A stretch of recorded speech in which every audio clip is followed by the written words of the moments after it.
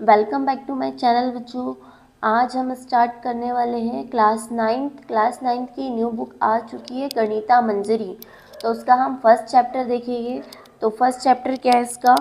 First chapter है स्वयं को प्रवृत्त करना और निर्देशांकों का उपयोग। तो हम स्टार्ट करने से पहले हम एक छोटा सा कोट्स बताते हैं आपको। क्या है कोट्स? कठोर परिश्रम कभी भी विफल नहीं होता। आप कठोर परिश्रम करोगे वो कभी भी विफल नहीं होगा, कल वो आपको निखार के ही लाएगा। जो आप कठोर परिश्रम करोगे उससे आपको कल निखार ही मिलेगा, वेस्टेज नहीं होगा। आप जो आज परिश्रम कर रहे हो वो कभी वेस्टेज नहीं होगा, वो आपके लाइफ के लिए निखारेगा आपको। तो हम देखते हैं अब इसी के साथ हम एक्सरसाइज स्टार्ट करेंगे। हम इसके पहले कुछ छोटे से कॉन्सेप्ट देख लेते हैं। ये जो चैप्टर है स्वयं को प्रवृत्त करना और निर्देशांक का उपयोग करना, ये पहले जो पुरानी बुक थी नाइन्थ की वो उसमें थर्ड चैप्टर में था और इसमें फर्स्ट चैप्टर में है। ये बुक दैनिक जीवन को ध्यान में रखते हुए बनाई गई है। इसका प्रैक्टिकल अप्रोच में दिया गया है, तो हम इसे ध्यान में रखते हुए कि डेली लाइफ में कैसे यूज़ होगा, तो उस टाइप से हम इसे सॉल्व करेंगे। तो हम उसी हिसाब से हम इसको क्या करेंगे, सीखेंगे। हम सबसे पहले निर्देशांक, क्या बोला, निर्देशांक का उपयोग। तो निर्देशांक की हम बात करेंगे तो निर्देशांक में क्या होता है, हम निर्देशांक होता है 2D होता है और 3D होता है। क्या होता है? 2D और हम निर्देशांक कितने होते हैं, एक तो 2D में होता है और एक 3D में होता है। जब हम 2D अभी 9th क्लास में पढ़ेंगे और 3D है हम 11th 12th में पढ़ेंगे, 11th 12th में। तो 2D में क्या होता है? 2D में होता है दो निर्देशांक होते हैं, x और y निर्देशांक होते हैं। और 3D में x, y और z तीन निर्देशांक होते हैं। तो अब हम 2D में देखेंगे। 2D में क्या होता है, हमें 2D पढ़ना है ना, 2D में सीखना है। तो 2D क्या होता है, जैसे आपने कोई बुक है, ये बुक रखी हुई है, आपकी। तो ये मतलब x में कितनी गई है और y में कितनी गई है, ये होता है x और ये y। तो ये कितना गया हुआ है, ये जो बुक है किस निर्देशांक में रखी गई है, x y में रखी गई है। क्या होता है? 2D प्लेन होता है। तो अब हम देखेंगे प्लेन पर समझ लेते हैं। तो हम एक प्लेन पे समझ लेते हैं। प्रश्नावली 1.1 में हम देखेंगे, इसका कॉन्सेप्ट रहेगा। तो हम इसको प्लेन को समझ लेते हैं। अब हमने दो रेखाएं खींची है, तो इसको क्या बोलेंगे, ये जो हमने ये वाली रेखा खींची है, ये जो हमने रेखा खींची है ये क्या है, ये है क्षैतिज रेखा। ये हमारी जो हमने खींची है क्षैतिज रेखा है, इसे हम एक्स अक्ष कहेंगे। इसे हम कहेंगे एक्स अक्ष। और ये कौन सी रेखा है, ये है ऊर्ध्वाधर रेखा, इसे हम कहेंगे वाय अक्ष। इसे हम कहेंगे वाय अक्ष। ये क्या है, ये है क्षैतिज रेखा। जो क्षैतिज रेखा है और इसे क्या कहेंगे, ऊर्ध्वाधर रेखा। इसे कहेंगे हम ऊर्ध्वाधर रेखा। जो खड़ी रेखा है उसे हम ऊर्ध्वाधर रेखा कहेंगे। जो वाय अक्ष और एक्स अक्ष जहाँ मिलते हैं उसे हम क्या कहेंगे, इसे हम कहेंगे केंद्र। इसे ओ से दर्शाएंगे, ओरिजिन। तो इसे क्या कहेंगे, केंद्र। ये क्या है, केंद्र है। एक्स अक्ष इधर भी है और इधर भी है, दाहिने तरफ भी है और बाई साइड भी। तो केंद्र के दाएं और बाएं और दोनों है। तो केंद्र के राइट साइड एक्स का मान पॉजिटिव होगा और केंद्र के लेफ्ट साइड नेगेटिव होगा। तो हम देखेंगे ये सभी समान दूरी पर रखे जाते हैं। ये हो जाएगा 1 2 3 4, या इधर माइनस में आ जाएगा, -1 -2 -3 माइनस का 4। और अब हम इधर देख लेंगे, ये ऊपर साइड में y का मान क्या होता है, पॉजिटिव होता है, 1 2 3 4। ये सारी चीज़ें ग्राफ पेपर में करी जाती है। हम ग्राफ पेपर में भी देखेंगे कि कैसे प्लॉट किया जाता है इसे, है ना। और y का नीचे मान क्या होता है, नेगेटिव होता है, -1 -2 -3 और ये -4। तो ये वाला चैप्टर क्लास 10th में दोबारा आएगा, इसलिए ये बहुत इम्पॉर्टेंट है और ये फ्यूचर के लिए भी बहुत इम्पॉर्टेंट क्वेश्चन है। तो अब हमने देख लिया, इस पर प्लॉट कर लिया है। जो अब हम यहाँ कहीं बिंदु लेंगे, हमने एक बिंदु लिया P। ये एक बिंदु होता है, ये दो बिंदुओं से मिलकर बना होता है, x निर्देशांक और y निर्देशांक से। जो x निर्देशांक होता है इसे हम भुज कहेंगे। जो x माना कोई बिंदु है, उसमें दो निर्देशांक होते हैं, x और y होते हैं, x और y होते हैं। तो x निर्देशांक को क्या कहेंगे हम, x को हम कहेंगे भुज और y निर्देशांक को हम कहेंगे कोटि। y निर्देशांक को हम कोटि कहेंगे और y निर्देशांक को हम क्या कहते हैं, कोटि कहते हैं।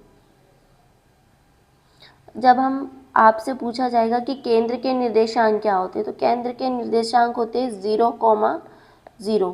केंद्र के निर्देशांक क्या होते हैं, 0,0। ये ना तो x में जा रहा है ना तो y में जा रहा है, तो इसके निर्देशांक क्या हो जाएंगे, 0,0 हो जाएंगे, 0,0 हो जाएंगे। ठीक है, मान लो ये हमारा बिंदु P है, ये ना, ये हमारा बिंदु P है। तो हम देखेंगे कि x में कितना गया है और y में कितना गया है। तो ये बिंदु का हमने P दिया है, तो ये हम देखेंगे सबसे पहले x में कितना गया, x में ये गया है 2.5, ये यहाँ गया हुआ है ना, तो ये 2.5 हो जाएगा। और y में कितने दूर गया, y में ये गया है 3 पर। तो हमारे निर्देशांक हो जाएंगे 2.5 और 3। अब हम यहाँ पे एक निर्देशांक ले लेते हैं, एक बिंदु यहाँ ले लेते हैं, ये P, ये बिंदु ले लेते हैं हम, यहाँ पे एक बिंदु ले लेते हैं Q। x में पहले हम देखेंगे कि x में कितना गया, x में कितना गया, ये x में गया है -2, ये x में कितना गया, -2।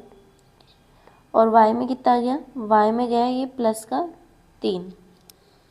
ऊपर कितना गया है, 3 गया है, 1 2 3 गया है, तो कितना हो जाएगा 3। तो इसको हमने Q दे दिया। अब हम ये भी बिंदु मान लेते हैं, एक बिंदु मान लेते हैं R।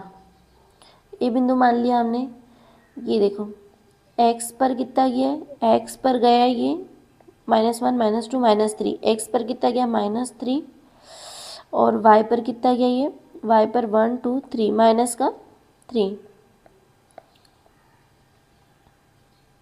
अब हम एक बिंदु यहाँ मान लेते हैं, ये मान लिया हमने, S बिंदु मान लेते हैं। तो ये कितना गया है, x में कितना गया है, ये x में गया है ये 2 गया है, और y में कितना गया है -4।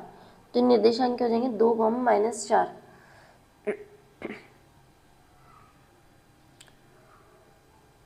अब आपको ये 4 टुकड़े दिख रहे हैं, तो हम इसको 4 टुकड़े को हम क्या मानेंगे, इसे हम पहले बोलेंगे, इसे बोलेंगे हम प्रथम चतुर्थांश। ये कौन सा चतुर्थांश है, ये है प्रथम चतुर्थांश, इसे मानेंगे हम प्रथम चतुर्थांश। और ये हो जाएगा द्वितीय चतुर्थांश, ये द्वितीय चतुर्थांश हो जाएगा। ये हो जाएगा हमारा तृतीय चतुर्थांश, और ये हो जाएगा चतुर्थ चतुर्थांश।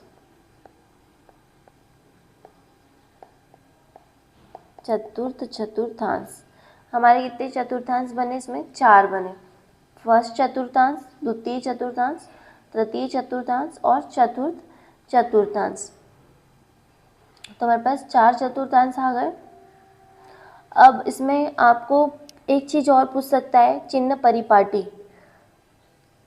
चिन्ह परिपाटी में आपको इसमें पूछ सकता है, तो इसमें प्रथम चतुर्थांश में क्या है, प्रथम चतुर्थांश में इसमें चिन्ह क्या होते हैं, इसमें चिन्ह यहाँ पे 2.5 भी पॉजिटिव है और 3 भी पॉजिटिव, मतलब x भी पॉजिटिव में है, y भी पॉजिटिव में। और द्वितीय चतुर्थांश में क्या हो जाएगा, x क्या हो जाएगा, x क्या है हमारे पास नेगेटिव है, और जो y हो जाएगा वो हमारे पास क्या आ जाएगा, पॉजिटिव। तो ये क्या हो जाएगा, माइनस और ये प्लस हो जाएगा। और तृतीय चतुर्थांश में क्या हो जाएगा, ये x भी नेगेटिव है और y भी नेगेटिव है। और चतुर्थ चतुर्थांश में क्या हो जाएगा, x पॉजिटिव आ जाएगा और y क्या हो जाएगा, नेगेटिव। अब ये आपने चतुर्थांश निकाल लिए, और अब आपको बोलेंगे कि आपको एक बिंदु दे देंगे -3,5। तो अब आपसे पूछेगी कि ये बिंदु एक R बिंदु है या फिर कोई भी बिंदु मान लो, ये एक Q बिंदु है, ये कौन से चतुर्थांश में है, कौन से चतुर्थांश में। अब आप देख के बता सकते हो कि ये कौन से चतुर्थांश में। x का मान नेगेटिव है और y का मान पॉजिटिव होता है। ये कहाँ होता है, ये होता है द्वितीय चतुर्थांश में। कौन से चतुर्थांश में होता है, ये होता है द्वितीय चतुर्थांश। आपको बिंदु देख लेना है और आपको बिंदु देख लेना है और बताना है कि कौन से चतुर्थांश में है ना, बिंदु के निर्देशांक देख के। ये हो गया हमारे पास नेगेटिव और ये हो गया हमारा पॉजिटिव। तो नेगेटिव पॉजिटिव कौन से चतुर्थांश में है, ये है द्वितीय चतुर्थांश में। इसमें कोई दिक्कत परेशानी है क्या, नहीं है। तो अब हम देखेंगे एक्सरसाइज 1.1 का फर्स्ट क्वेश्चन। ये है हमारा एक्स अक्ष, ये हमारा वाई अक्ष, ये एक्स डैश और ये वाई और ये वाई डैश हो जाएगा, ठीक है। तो ये हमारा कौन सा हो जाएगा, ये हमारा प्रथम चतुर्थांश, द्वितीय चतुर्थांश, तृतीय चतुर्थांश और ये चतुर्थ चतुर्थांश। 4 चतुर्थांश हो गए। तो अब इसमें आपको पूछा जाएगा कि यदि बिंदु x अक्ष पर है, यदि बिंदु आपका यहाँ पे x अक्ष पर यहाँ हो, यहाँ हो, यहाँ हो, कहीं पर भी हो, यदि बिंदु कहाँ है, यदि बिंदु x अक्ष पर हो, यदि बिंदु x अक्ष पर है, x अक्ष पर हो, तो आपके निर्देशांक क्या होंगे, आपके निर्देशांक P होगा x अक्ष पर है तो x ही मानेंगे, मतलब जो भी अपना डिजिट आएगा वो। और ये y प्लेन में नहीं है, y अक्ष में नहीं है, तो इसलिए क्या मानेंगे, 0। तो x कामा 0 हो जाएगा, x कामा क्या हो जाएगा, 0। अब देखेंगे जब भी ये x अक्ष में होगा, x अक्ष पर होगा, तो इसका y निर्देशांक क्या होगा, हमेशा 0 होगा। और हम देखेंगे यदि बिंदु y अक्ष पर हो, y अक्ष पर हो, तो आपका बिंदु क्या होगा, आपका बिंदु होगा 0, y, मतलब जो y प्लेन में है, y अक्ष में है, तो x अक्ष क्या हो जाएगा, 0 हो जाएगा और y अक्ष y रहेगा, है ना। मतलब हमारा y अक्ष पे यहाँ कहीं पर भी हो हमारा बिंदु, यहाँ हो, यहाँ हो, यहाँ भी हो, तो हमारा y अक्ष क्या होगा, y होगा, उसका y निर्देशांक क्या होगा, y होगा, और x निर्देशांक क्या होगा, 0 होगा। यहाँ तक की कोई दिक्कत या परेशानी नहीं है ना। अब हम देखते हैं, हमने सारा बेसिक इसमें समझा दिया है। अब हम देख लेते हैं, अब हम स्टार्ट कर लेते हैं एक्सरसाइज 1.1। तो अब हम क्वेश्चन देख लेते हैं। क्वेश्चन में क्या दिया है, क्वेश्चन में दिया है यदि 1.3 के आधार पर निम्नलिखित प्रश्नों के उत्तर दीजिए। हमको कुछ प्रश्नों के उत्तर देना है, तो क्या दिया है हमारे पास, यदि D1 R1 रियान के कमरे के दौर को प्रदर्शित करता है। क्या बोला है, D1 और R1 रियान के कमरे को प्रदर्शित करता है, तो यह दौर कमरे की बाई दीवार y अक्ष से कितने दूरी पर स्थित है और x अक्ष से कितने दूरी पर स्थित है। क्या बोला है, जो चित्र दिया है 1.3, ये 1.3 है, इसमें D1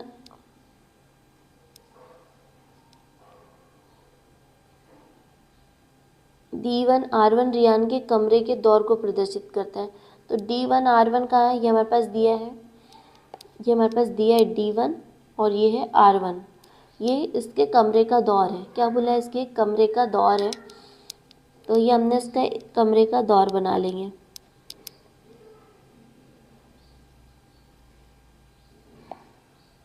ये इसके कमरे का हमने क्या बना लिया, दौर बना लिया। ये इसके कमरे का दौर बना लिया हमने D1 R1।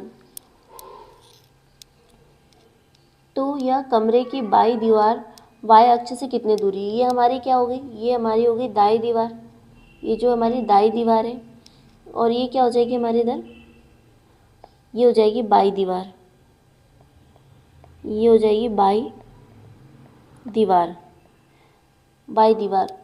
तो बाई दीवार कहाँ है, बाई दीवार वाई अक्ष से कितने दूरी पर है। तो ये हमारा कौन सा अक्ष है, ये हमारा एक्स अक्ष है, ये हमारा एक्स अक्ष है, ये हमारा एक्स अक्ष है। और ये क्या हो जाएगा हमारा वाई अक्ष, ये हमारा क्या हो जाएगा वाई अक्ष। तो बाई दीवार कहाँ है, वाई अक्ष पर है, ये वाई अक्ष पर है। तो ये क्या हो जाएगा, ये हमारे पास निर्देशांक है, तो हम इसे एक्स अक्ष बोल देंगे। और ये है हमारा वाई अक्ष, ये हमारा क्या हो गया एक्स अक्ष हो गया, तो ये माइनस एक्स अक्ष हो जाएगा। और ये वाई अक्ष है ऊपर का, और इधर माइनस वाई अक्ष हो जाएगा। तो इसमें बोला है बाई दीवार, तो ये बाई दीवार दी हुई है वाई अक्ष पर, तो इससे हमको दूरी बताना है। और दौर एक्स अक्ष से कितने दूरी पर, हमें एक्स अक्ष से भी दूरी बताना है दौर की, गेट की, है ना। हमारे पास R1 दिया हुआ है निर्देशांक, लेकिन हमारे पास D1 के निर्देशांक नहीं दिए हुए, तो हमें D1 के निर्देशांक निकालना होगा हमें। ये हमारी बाई दीवार है, हमने लिखा हुआ है।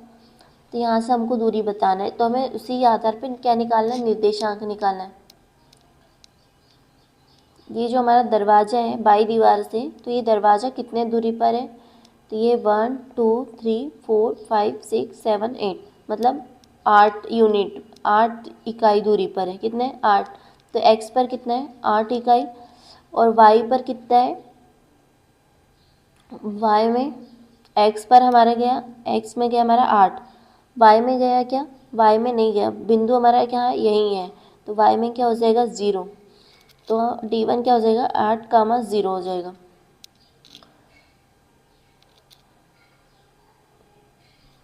तो हमें क्या बोला है, वाई अक्ष से ये कितने दूरी पर है हमें बताना है, तो हमें बताना है। तो हम लिखेंगे वाई अक्ष से दूरी, हम कर लेते सॉल्यूशन। वाई अक्ष से दूरी, वाई अक्ष से दूरी कितनी हो जाएगी 8 इकाई की दूरी पर है। ये वाई अक्ष है, वाई अक्ष से कितनी दूरी पर है 8 इकाई की दूरी पर है। और क्या बोला है एक्स अक्ष से कितनी दूरी पर है, एक्स अक्ष से, एक्स अक्ष से दूरी, तो ये तो एक्स अक्ष पर ही रखा हुआ है, तो एक्स अक्ष पर ही रखा हुआ है, तो ये क्या हो जाएगा दरवाज़ा इसी के ऊपर रखा हुआ है, ये दरवाज़ा एक्स अक्ष के ऊपर ही रखा है, तो ये क्या हो जाएगा 0 इकाई हो जाएगा। मान लो हमारा दरवाज़ा यहाँ से स्टार्ट होता है, तो हम क्या बोल देते हैं, हम क्या बोल देते हैं ये 1 2, ये 2 हो जाता है ना, एक्स अक्ष में 2 हो जाता है। लेकिन ये क्या रखा है, ये रखा हुआ है एक्स अक्ष में ही रखा हुआ है, इसलिए कुछ भी दूरी नहीं है एक्स अक्ष में, मतलब एक्स अक्ष के ऊपर ही रखा हुआ है, तो कुछ भी दूरी नहीं है, तो हम क्या मान लेंगे 0 इकाई मान लेंगे। समझे आप। तो ये हमारा फर्स्ट क्वेश्चन कंप्लीट हो गया। यही बहुत आसान क्वेश्चन है, ये हमारा फर्स्ट आंसर कंप्लीट हुआ। अब हम देखेंगे नेक्स्ट क्वेश्चन। नेक्स्ट क्वेश्चन में क्या है, D1 के निर्देशांक क्या हो गया, हमने इसके पहले देखा था D1 के निर्देशांक, नेक्स्ट क्वेश्चन में इसके पहले वाले क्वेश्चन में देखा था D1 के निर्देशांक क्या हो गए। तो ये D1 के निर्देशांक क्या है, ये क्या है हमारा ये हमारा है D1 है, ये हमारा D1 है, ये हमारा D1 है। तो D1 के निर्देशांक क्या हो जाएगी, ये एक्स अक्ष में कितना गया है, ये गया है 8, और वाई अक्ष में क्या गया है 0। तो ये हमारे D1 के निर्देशांक क्या हो जाएंगे, तो हमारा क्या हो जाएगा, D1 के निर्देशांक, D1 के निर्देशांक क्या हो जाएंगे हमारे, x अक्ष में कितना है 8 और y में 0, तो ये हमारा क्या हो जाएगा 8,0, ये हमारा क्या हो जाएगा आंसर हो जाएगा। ये हमारा क्या था, सॉल्यूशन था, 8,0 हो जाएगा। अब हम देखेंगे नेक्स्ट क्वेश्चन, थर्ड क्वेश्चन देखेंगे हम। कहा है यदि R1 बिंदु दिया हुआ है, R1 बिंदु 11.5,0, ये हमारे पास R1 बिंदु दिया हुआ है, तो दौर की चौड़ाई क्या है, तो क्या है दौर की चौड़ाई क्या है, क्या आपको लगता है कि कमरे के दौर के लिए चौड़ाई उपयुक्त है, तो हमें इसकी चौड़ाई निकालना है। हमें R1 तो दिया हुआ है, तो दौर हमारा दरवाज़ा कितना चौड़ा है, इसमें हम दरवाज़ा बना लेते हैं पहले। तो ये हमने दरवाज़ा बना लिया। हमें बताना है कि यहाँ से लेकर यहाँ तक की हमारी चौड़ाई कितनी है, हमें यहाँ से और लेके यहाँ तक की दूरी हमको पूरी बताना है, चौड़ाई कितना निकालना है। तो ये हमारी 0 से लेकर 0, ये हमारा कितनी टोटल कितनी थी, 0 R1 से लेकर 0 D1 तक की दूरी को हम घटा देंगे, तो हमारे पास बचेगी कितनी, इतनी दूरी, कितनी दूरी बचेगी, इतनी दूरी बचेगी। तो ये क्या हो जाएगी, दौर की चौड़ाई हो जाएगी। तो हम पहले देख लेंगे दौर की चौड़ाई, तो हम देख लेंगे सॉल्यूशन में, कमरे के दौर की चौड़ाई, कमरे के दौर की चौड़ाई हम कैसे निकालेंगे, हम सबसे पहले देखेंगे OR1, ये इसमें से OR1 में से ये O है और ये O है और ये R1 है, तो OR1 में से हम किसको घटा लेंगे, OD1 को घटा लेंगे। तो OR1 हमारे पास क्या दिए 11.5 और OD1 क्या कितना दिया हमारे पास 8 दिया है। तो हम इसमें से हमारे पास D1 के निर्देशांक क्या है 8,0, तो हम क्या लेंगे 8, तो ये 8, तो हम ये 5 जैसा कि तैसा हो जाएगा, 11 में से 8 जाएगा तो कितना होगा 3 हो जाएगा, तो 3.5, तो ये 3.5 इकाई हमारे पास क्या आ जाएगा, गेट की चौड़ाई आ गई। तो क्या बोला इसमें, यदि कोई व्यक्ति पहिएदार कुर्सी पर बैठकर कमरे में प्रवेश करना चाहता है तो क्या ये सरलतापूर्वक ऐसा कर पाएगा। तो हमें बताना है कि जो व्हील चेयर होती है, व्हील चेयर सभी के घर में तो होती नहीं है, जो डिसेबल होते हैं, विकलांग लोग होते हैं, उनके लिए क्या होती है, व्हील चेयर होती है। तो उस व्हील चेयर पर कोई व्यक्ति बैठा है तो वो कमरे में प्रवेश कर पाएगा कि नहीं। और ये आपने ज़्यादातर देखेगा हॉस्पिटल में देखा होगा कि व्हील चेयर है ना, तो हमें पता होना चाहिए कि व्हील चेयर की चौड़ाई कितनी होती है। व्हील चेयर की चौड़ाई होती है 32 से 36 इंच की, तो हमें इसे 3.5 को हम इंच में कन्वर्ट कर लेते हैं। तो हमारे पास कमरे की चौड़ाई कितनी आ गई, कमरे की चौड़ाई आ गई हमारे पास 3.5 इकाई। क्या हो जाएगा हमारे पास कमरे की चौड़ाई, कमरे की चौड़ाई हमारे पास कितनी आ गई 3.5 इकाई। कितनी दी है 3.5 इकाई, इसकी ये मतलब दौर की चौड़ाई। तो हम देख लेंगे, माना 1 यूनिट बराबर क्या होता है, हम मान लेंगे 1 यूनिट बराबर 1 फीट मान लेते, 1 फीट मान लेते, और 1 फीट बराबर क्या हो जाएगा, 1 फीट बराबर 12 इंच होता है। आपको पता है कितना होता है 12 इंच होता है। तो हम दरवाजे की चौड़ाई हम देख लेते, दरवाजे की चौड़ाई हमारे पास क्या है 3.5 है, तो हम इसमें इंच में परिवर्तित कर देंगे, तो हम 12 का गुणा कर देंगे, 12 पंचे 60, हासिल आएगा 6, 12 तिये 36 और 6 क्या होते हैं 42 हो जाएगा। कितना हो जाएगा 42 हो जाएगा। तो हमारे पास दरवाजे की चौड़ाई इंच में कितनी आ गई 42 इंच आ गई। और व्हील चेयर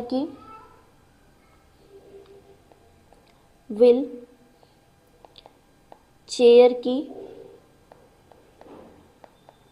चौड़ाई, व्हील चेयर की चौड़ाई कितनी होती, ये हो जाएगी, ये 42 इंच आया हमारे पास, और व्हील चेयर की चौड़ाई होती है 32 इंच। 36 इंच तक के होता है, ज़्यादा मोटे इंसान है तो 36 इंच तक, लेकिन ये 42 इंच है, 32 इंच है। तो इसलिए 42 में से 32 जाएगा तो हमारे पास कितना बच जाएगा, 10 इंच बच जाएगा।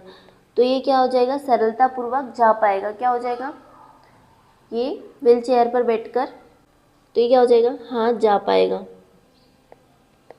क्या हो जाएगा, हाँ सरलता पूर्वक जा सकते हैं,